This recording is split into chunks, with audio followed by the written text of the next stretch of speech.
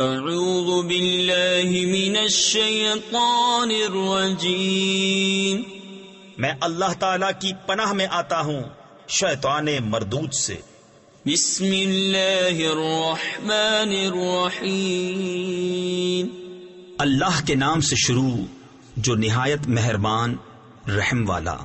الحمد للہ رب العالمین الرحمن الرحیم مالک یوم الدین، ایاک نعبد و ایاک نستعین۔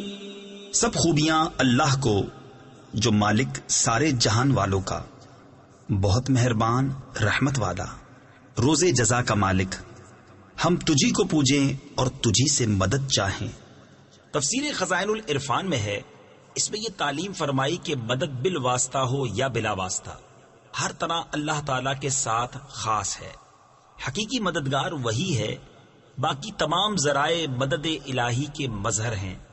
اس سے یہ سمجھنا کہ اولیاء اور انبیاء سے مدد چاہنا شرک ہے، عقیدہ باطلہ ہے، کیونکہ مقربان حق کا مدد فرمانا اللہ عز و جل ہی کی مدد ہے، غیر سے مدد مانگنا نہیں۔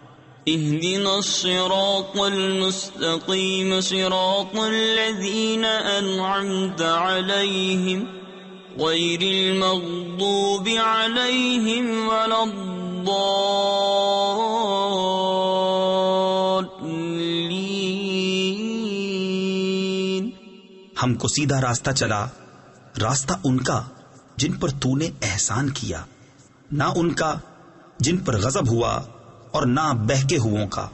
صدق اللہ العظیم۔